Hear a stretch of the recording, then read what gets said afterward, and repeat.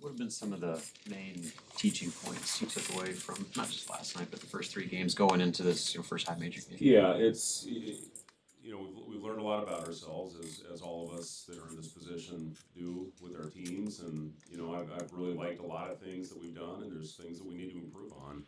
The great thing about the last game is we get to learn about when we did things right. It went pretty well, and when we didn't, we stopped moving. We got very stagnant out there. And, we played three completely different teams. You play against a FIU team I think is really talented and athletic and press all over the floor and plays with a great pace. And then the next game you play against a team that's going to take the air out of the ball, especially when they keep it close. And, again, you look at that team that has taken one high major team to overtime and then another team that really jumped on them. But that team that beat them, Georgia, does a lot of things that we just aren't capable of doing. So we knew that was going to be a tough game. I would have loved to see us, once we got it to 30, get it up to 40.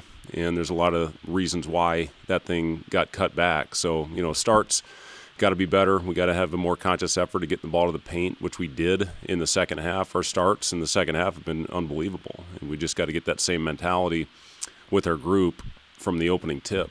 And, when shots aren't falling, you got to attack. You got to get that thing into the paint. At FIU, the shots were falling. We made our semi-contested threes. In the last game, we were 0 for 14 on semi-contested threes. So then you get it in the paint, and then you play off it, and you have much more efficient offense. So, and again, we talk to these guys a lot about a lot of times your shot selection is dictated on the flow of the game. In FIU, we were on fire, and you can, live with some of those semi-contested or contested heat check type shots. And, when you're not making them, those aren't the ones that get you going. So, a lot of things that we can learn. I thought defense, we were really good. And, we started the game off unbelievable those first 20 minutes, really 31, 32 minutes. And they threw in a lot of tough shots. I mean, they bank in a three. They, throw a couple in at the end of the shot clock. So I thought we did keep our foot in the gas defensively for the most part, but we need to be more consistent on that other end. But, defense, I've really liked how it's looked for these first three games.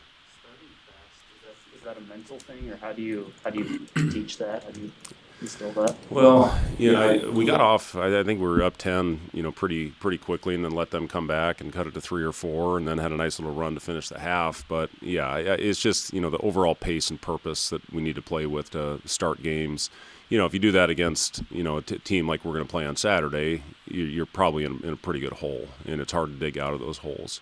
So you just the mindset of going out there, everything we do has to be with pace and purpose. And once we figured that out and got there, we built a pretty comfortable lead, and we've done that in all three games where we've had really good stretches. It's just got to be the consistent 40-minute game that we need to play on both ends. What stands out about Oklahoma?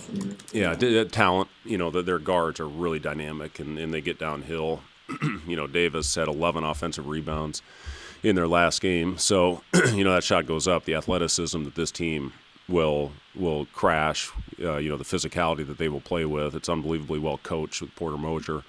And, they run really good actions. But, their guard, it starts with their guards. I think those guys are terrific, and they've got really good versatility all over the floor.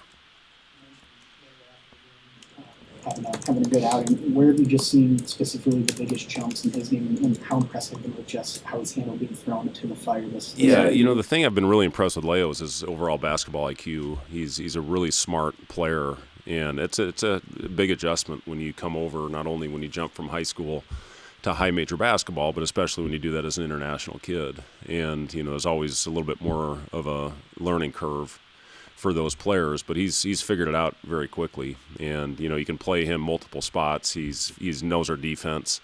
And, this is a guy that plays, one day in the scout team, and then we get him back on our side as well. And I think it's been good for him. And he's gotten a lot of touches in the paint. I loved how he sealed in transition the other day and got himself to the foul line. But, he's going to be a good one. And you've already seen him grow from a physicality standpoint. His body looks a lot better than when he first arrived on campus. Kurt Joseph and our training staff deserves a lot of credit for that. And, he's in the development program. And, that was by design when he came in. He's getting extra lifts. He's getting extra conditioning. And at the same time, he's getting on the floor, for important stretches. So I've been really pleased with Leo.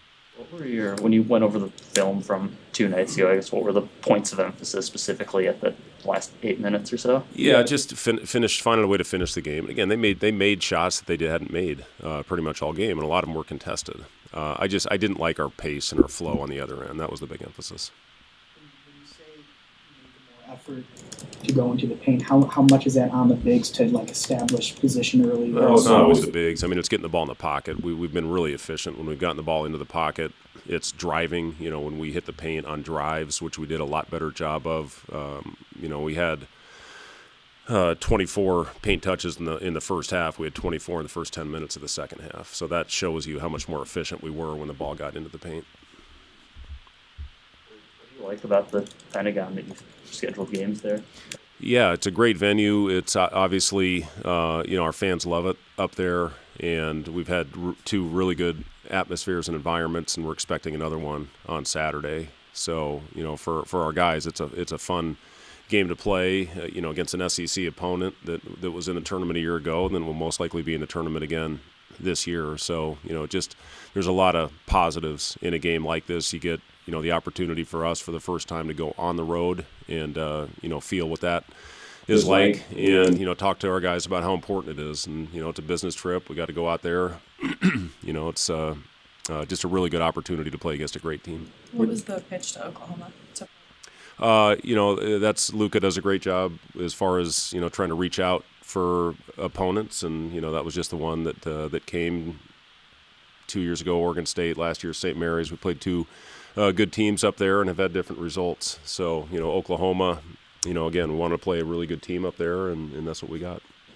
Price is going to talk here later. After that kind of cold start, he was 0 for 5. He's been almost 20 points the last two outings. What have you just seen from him and his kind of ability to bounce back from a rough start? Yeah, it's good. It's good to see him keep his confidence. I think that's the biggest thing when he went out in that first game and had some really good looks, wide open looks that he's going to make.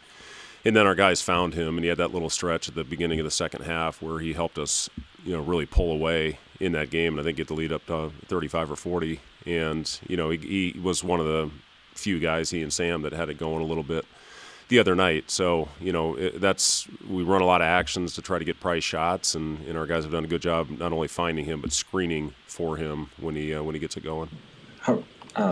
Nigel Pack is old. He's played 124 college basketball games. How do you slow him down? He's obviously the head of their team. Yeah, and Xavier Brown does a great job as well. And, those guys will both facilitate their offense and bring the ball down the floor. But, Pack was unconscious in their last game. He makes 5 out of 7 threes and tough shots. And, you can't get deflated. You have to do a good job of finding him and locating him at all times. And just try to make him take as tough a shot, contested shot as he can, knowing that he's going to make some of them. And, you just got to trust your defense and, keep doing what we're doing, have good active hands. But he's been terrific. He's a really good player, and to have that kind of experience, for us, similar with what Rink, brings to our team. So, just a guy that's played on a couple really good programs and, finishing off his career, obviously, in another good one. You guys signed 2 players yesterday. I guess official comments on Colin and Jacob. Yeah. Well, first of all, I saw Jacob went out and had a triple-double after after he signed, so that was really fun to see. And, both those guys really fit with how we play. They're both very versatile. They can play with the ball in their hands. They can both really get it going and shoot the basketball. Both have good athleticism.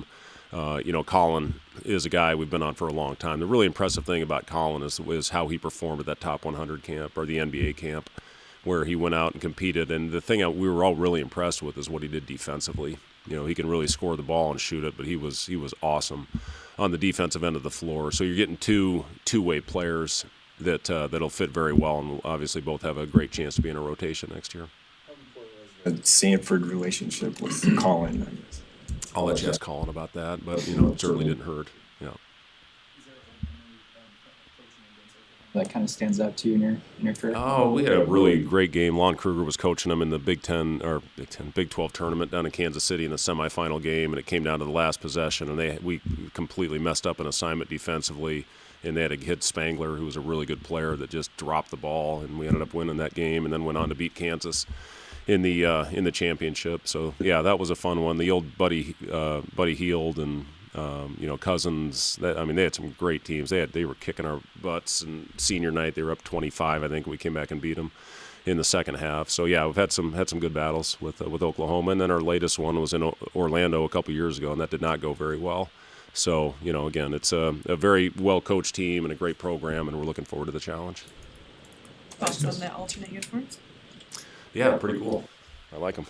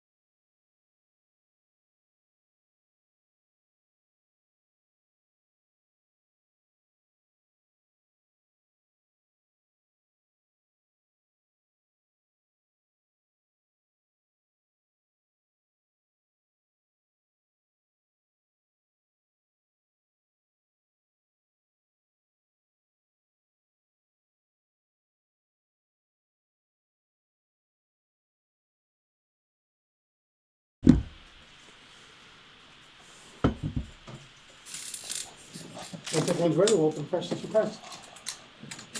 Price, when Coach talked about the starting fast, what do you think that means, and what do you guys need to do to get off to some better starts than you have been? Yeah, we talked about today, bringing it for all 40 minutes. We've kind of been slow in our starts, and I feel like our defense has been pretty solid. It's just been playing with our pace that really gets us open shots right off the jump. How much of that, he talked about just getting the ball in the paint. Mhm. Like, do you think that some of those slow starts have been just maybe settling on the perimeter as opposed to being on attack mode? Yeah, for sure. We talked about it. We're way better offensively when we get those paint touches, so that'll be a focus for sure.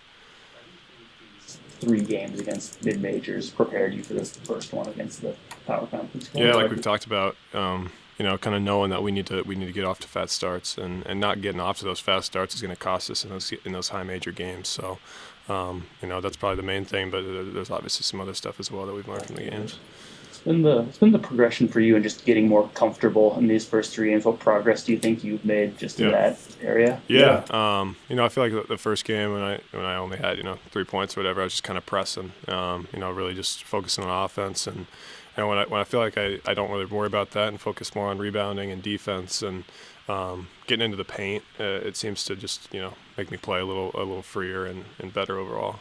Was there a specific moment that you felt like the lid came off for you?